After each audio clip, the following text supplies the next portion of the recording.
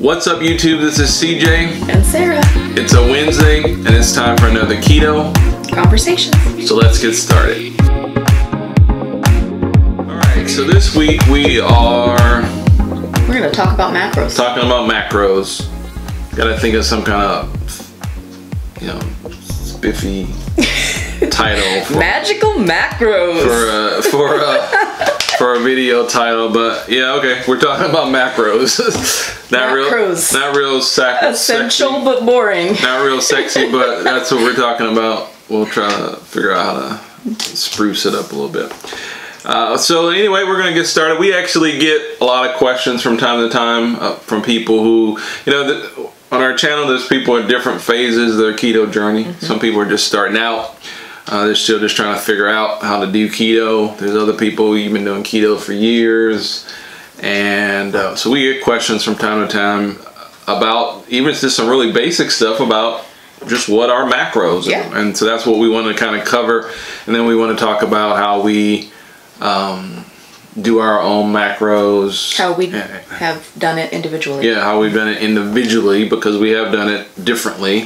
Mm-hmm. Although we are together. So anyway, let's get started with just some really basic stuff about macros.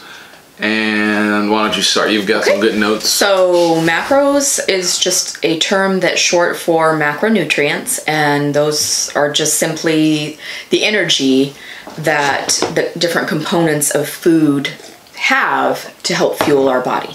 And the three ones that are considered the most primary, three main ones, right, are carbohydrates, protein, and fats. Yes. And so why you need them is because you need to find the right balance to get into ketosis and also remain in ketosis if that is your goal.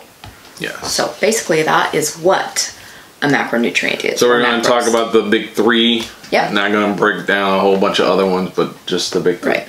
So we're going to start with carbs, because on the keto diet, that's one of the big ones. Or any kind of low carb diet. That's one of the big ones that you want to focus on. Right. And you've actually got a good definition. Right. Carbohydrates can be starches, they can be sugars, they can be a combination of both. All of your vegetables and your fruits fall into the carbohydrate category, not just, things like breads and pasta and things like that. And there is no such thing as an essential carb for survivor. Your body can make everything that it needs as far as carbohydrates go. But keep in mind that all carbs are not created equal. That's correct. So, because you mentioned that, you mentioned fruits. Right. Fruits and vegetables. And the reason why that is because most fruits and vegetables, or a lot of them, have fiber. And fiber offsets the impact or reaction of glucose on your body. So fiber is usually deducted from your overall carb count. Yeah, but what I wanted to say about fruits is that with fruits you need to be concerned about, yes, they have carbs, but you also need to be concerned about the fructose, the natural occurring sugar. So fruits like apples, oranges, bananas. Right. So there's fruits you can eat on keto, but you're going to try to always go toward the lower sugar, lower carb, lower carb fruits. Right, and it should be an occasional thing as well. Yeah. So some people do better with them than other people. Yes. So going back to the fiber, an example of that would be, say you had 3 ounces of broccoli. So the total carbs for 3 ounces of broccoli, according to MyFitnessPal, is 6.5 carbs. But then the fiber in that is 3.5 carbs. Mm-hmm. So for that 3 ounces of broccoli, then it would be 3 net carbs. Yeah. So that is what you would count if you are an individual that is not having any problems with your carbohydrates. Yeah. If you have super hyperinsulinemia, you're very, very insulin resistant, or you have diabetes, or you have other health concerns that you need to strictly monitor your carbs and perhaps count total carbs, then that section would not be for you. But for the average individual doing the ketogenic diet, it's generally estimated that you take the fiber out from the carbs. So when you flip over a label on something and it says X amount of total carbs and then it has fiber, you deduct that.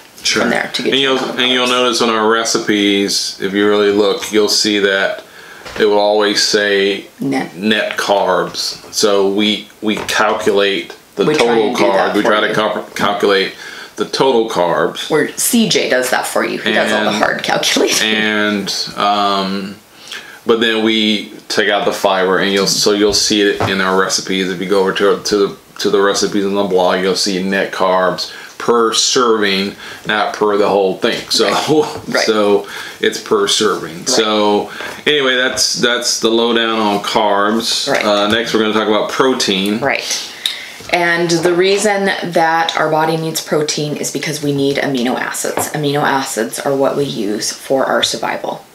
Also, for all of our brain functioning requires amino acids, and there are actually 9 amino acids that our body does not create on its own, and they have to be supplied to us, and they all come from meat sources. Yeah. So it's very important that we get enough protein so that we don't have a deficiency that could then lead to malnutrition or wasting, where we're actually eating what's left of our own protein because we're not providing enough of it. Right. And each person's protein needs are going to be based on your lean body mass, and so that's going to vary from individual to individual because all of us have different lean body mass counts. And as we continue along, we're going to also go into how you calculate all this stuff out. Right. So right now we're just talking about the main three macros. Basic definitions right now. Right. So the next one is fat. Is fat. And we'll talk about why. And we need adequate fat for energy, of course, because fat is going to take the place of the carbohydrates that we have now mostly removed from our diets. And so it's going to help us in absorbing vitamins. There are several fat-soluble vitamins that cannot be absorbed by the human body without having fat. I don't know if you've ever taken a vitamin A pill or a vitamin E pill.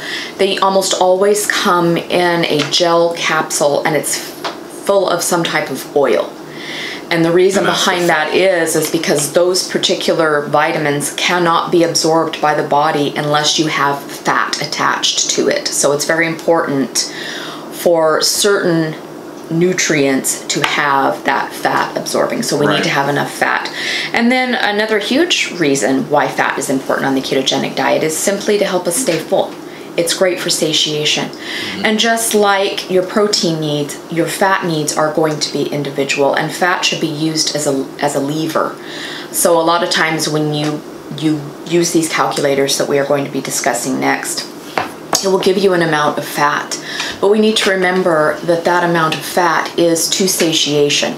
So eating fat just for fat's sake when you're already full is not going to help you, no matter what your goals are. Yeah, and that's easy to fall into, that you're eating. You feel like, I have to eat. Right, I have to eat a certain amount of fat, and I have to, and if I don't, then somehow it's a problem. Right. And so that's something to be aware of as you do the keto diet, because I know I've fallen. Right. Well, I'm gonna, glug MCT oil into my coffee, and I'm gonna put, half a stick of butter on everything, and that's just truly not necessary. Your body will let you know if you are getting enough, and if you are not, you will discover it, and then you can add more. But trying to reach some magical number for fat is very difficult to do. Yeah. So now we're going to talk about how to calculate your macros. Yeah, and there's a lot of different ways to do it. There's formulas. You could do a whole spreadsheet if math is your thing. Yeah, there's formulas, but probably some of the easiest ways to do it. There's keto calculators that are available, and we can put some links and most of them are based on, all of them are based on some kind of formula in the background where they take, they're going to ask you information like your age and your height, your weight. They're going to ask about your activity level. And as you put in these numbers, there's formulas in the background that are saying, okay, if they're... And some of them will even ask you, like, your goals. Like, is weight loss your goal, or maintaining your weight your goal? Because that is also going to matter in what your numbers will be. And so there's calculators that can do all that for you. I would suggest that you consider looking at multiple calculators, not using multiple numbers. You should come up with whatever number maybe an average. Whatever number you're going to try, but if you go, say, for example, to the Ruled Me site and use his calculator, you may get one number. If you go over to, I think Keto Connect has a calculator attached to their website, it may be slightly different. Right. Because the formulas may be slightly different, how it's calculating the numbers. But they're just guidelines in the first place, right, to get you started. Because one of the easiest things to keep in mind, even when you get numbers from a calculator, is ultimately you want to get your carbs low. That's the most important thing. That's the ultimate goal of all of it, is to get your carbs low. Because things tend to fall in line. Yeah, and so if you get your carbs, one magic number with that is always, it's been 20%. Right, for keto. For keto. Mm-hmm. And so you keep your carbs at 20 grams of carbs per day. If you can focus on that and do those things, then a lot of the other stuff, the proteins and the fat can kind of fall into place. Right. So again, there's calculators out there and apps that can help you to do that. There are actually some very specific keto apps that can help you determine your macros, and also help you kind of track your food, and we'll get more into that a little bit later. So the most important thoughts that you want to take away from this video, hopefully, is that the important thing to remember about macros is that you want to identify your health goals first and foremost. So you need to determine if your goal is weight loss, if you have health benefit goals, or if you have some kind of health issue that you're trying to manage or regulate or get under control. So that needs to be the first thing that you decide what you need this for. And then the second thing is determine what your individual needs are. So you will determine that once you have calculated then in one of these calculating procedures that you decide to do. That's going to help you know what type of macros you need to be in, what ratios you need your macros to be in. And then from there, you can start creating meal plans. You can start food journaling if that's something that you're into. You can, there's plenty of apps, MyFitnessPal, other keto apps. Yeah, there's some that are specific for keto that are just as good as MyFitnessPal. And then there's also the possibility of eventually being intuitive about what you eat. Yeah. And what your macros are. Yeah, and again, if you don't want to, one way to kind of start maybe with training wheels is just the whole get your carbs to 20 grams a day. Get that, make that your first goal. And that training wheel might never need to change. Right, it never need to change. And so you may not need to, because ultimately what you're trying to do is start having success. Now again, we need to make sure we go back to some really basic things that we always talk about.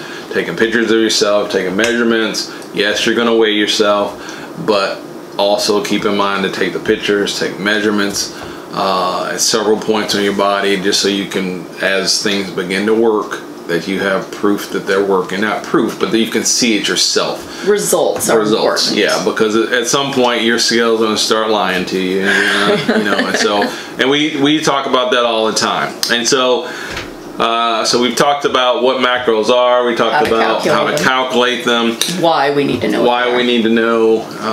And then we're going to talk about kind of how we have done, I guess, our own separate keto journeys, although we're together. And so I'll start. Okay. So I started keto. I started after you, and I was a tracker, but I was a tracker already before I started keto. So before I started keto, I was using MyFitnessPal, and I was tracking calories. Because you'd gone to a dietitian. Yeah, I had gone to a dietitian, but I was, even before that, I was calculating calories. I understood, that if I tracked my food, that it would help me to stay kind of in control. And so I was already in the habit of tracking, so for me to do keto, it was just natural for me to kind of just change. Sure, I changed the mix of food. I changed, the low carb. What you were eating the most of. Yes, I changed that, but I continued to track. And based on, I'm trying to think how I got my original macros. I probably went to a calculator and punched it in and got some numbers. And I actually just recently, as of even last weekend, went back and looked at a couple of keto calculators. Kind of redid everything. Kind of redid some things. Because as you lose weight, things will change. As you lose weight, things will change. And so I went back in, and one of the things I guess I would say and I think we may have said this, but again, each calculator may be a little bit different. And so I noticed that definitely when I did it last weekend, I noticed that, oh wow, this site, the numbers were totally different than over here. Not saying that either one is right or wrong. I'm just saying that it was a difference where maybe one had me eating more fat.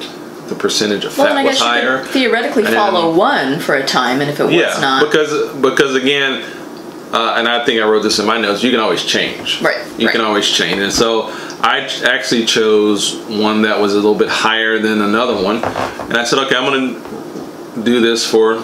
Give yourself time. I'm going to give myself. I think I'm going to do it for at least 3 to 4 weeks. Yeah. And I'm tracking my food and just see how things go. So that's how I have done keto. I have personally tried to be intuitive, and it doesn't work for me.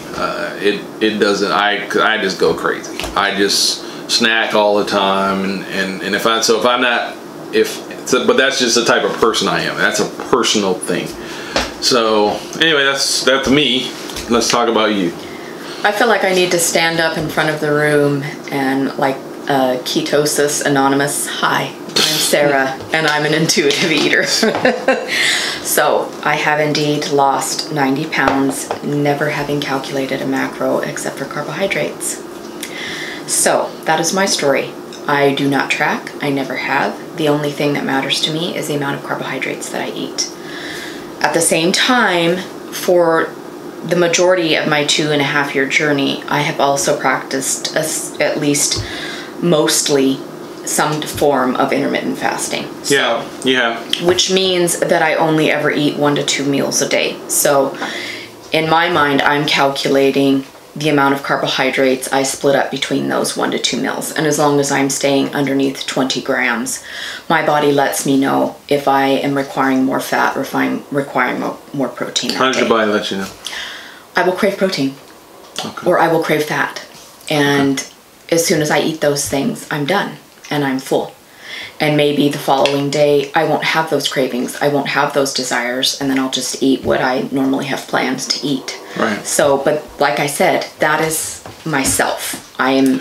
Now, I want to make sure, because you brought up something, because a lot of times people start keto and they think keto and intermittent fasting that you have to do them. Absolutely that not. You have to both Absolutely do them not. both. And I would not recommend I mean, I have that way. I have been on Facebook groups and seen where people have got that impression somehow that if you're going to do keto, you have to do intermittent fasting. Absolutely not. And that is not. In fact, I was completely just practicing low carb ketogenic for nearly a year. Yeah, when you first started, you were just absolutely not. You did not need them, and I had lost more than half of my weight before I began intermittent fasting. So you do not need to fast to lose weight. Fasting does not work for some men or some women, because they're just not made up that way, and they have other issues that are exacerbated by fasting. So absolutely not. You do not need and so we wanted to make sure we brought that up. Is that because, again, some people, as keto gets more and more popular, there starts to be kind of linked together. Things are linked together. There are times where once you've become fat adapted and you're fully satisfied with the ketogenic lifestyle, sometimes you naturally will fast because you're not hungry. Because you may actually hear us talk about from time to time. If you're not hungry, don't eat. You might hear us talk about, in fact, that's fasting is something I've been actually thinking about doing. We were talking about this a couple weeks ago. And it's, for me, if I start fasting again, it's got more to do with just trying to get control over what I'm eating versus like you're snacking. Trying to get control of it, snacking. Because I still, in fact, I wish there was a support group for snacking, Snacking Anonymous. Because I don't know if it's stress. I don't know what it is, but I will snack. And I'm talking about keto. Yes, you're not snacking. I'm not going out getting a donut, or although they're available, but I'm not. That's not what I'm talking about. So So you actually may hear me say that, but what I wanted to do first is I said I want to refocus on my macros. Tracking exactly what you're eating. Do that better to see where I'm at, and then go from there. So anyway, I think the most important takeaway from this discussion that we hope that you will take away is that your macros are your own. As you can see from CJ and myself, not only are we a man and a woman, we're different ages, we have different concerns. I never had any chronic health concerns when I began the ketogenic diet. CJ had diabetes. We had different levels, different needs, and that's extremely important. You know, you see someone on Facebook or you see someone on Instagram, and the first thing, you know, when they do a before and after photo is, wow, you look amazing, what are your macros? It doesn't matter what their macros are because it's not going to carry over to you. It's an individual thing. It's completely individual. Yeah, it is. So it has to be all about what is going to work for you and your goals and your needs. Yeah. Period. And I guess one thing I would say, and everything you said is, you're right. I mean, it's your macros are your own. But if you're just starting keto or you're just thinking about starting, again, just get your carbs low. Get that 20 grams. That's number one. A day and make that the number one thing you do. Protein and fat can be adjusted continually through your journey. But I guess the biggest thing is don't overcomplicate it. You know, we have a food channel. We make recipes to give you options. Yes. But as we will say this again, we eat some pretty basic food. 90% simple food 90% of the time during the week. So we do one recipe a week and we eat that food maybe right after we do the recipe. But then we have the next day, you know, we have 7 days in a week. 7 other days that we have 6 other days that we have to eat. And we're eating, so tonight, so for example, tonight we had what, hamburgers and some broccoli. With some broccoli. Right. We actually had broccoli salad that we had taken to a get together earlier. So again, you know, it's easy when you get started with keto. You're gonna probably find that you get into a routine of what you eat, and you probably were in a routine of when you were eating high carb anyway. And that's definitely been some of our tips in our other keto conversations. So get a group of foods. That get a group of foods that you like that are simple, and you understand what the macros are. And again, don't make it so complicated that it just, you know, get started. Get started. Don't let it dissuade you, this idea of macros, dissuade you from practicing the ketogenic lifestyle, because get your carbs down. Yeah, get your carbs down. But one of the ways you're going to get your carbs down is you are going to have to look at the numbers. You are going to have to look at the numbers. How many carbohydrates you're going to have to. You might have to figure out what a serving size of X is, so you can figure it out. But that's all you really need to work. I mean, if you really want to get it to the bare bones, that's what you need to focus on. So anyway, is there anything else we need to cover? I don't think so. All right, so I think we've talked about macros every which way that we can. This is our Keto Conversation segment. If you just stumbled upon our channel, we get that a lot. We get a lot of stumblers. We get a lot of people stumbling. In fact, you guys need handicap passes. But if you just stumbled upon this channel, this is our Keto Conversation segment. We do new recipes every Sunday. And we hope that you consider subscribing. If there's some things that we maybe didn't talk about, we tried to keep this really simple. You can add some stuff in it, you know, comment in the comments. The collective brain of the keto. Yeah, because we're trying to build a community of people that help each other be successful on keto. So anyway, we hope that you have a good rest of the week, and we will talk at you later.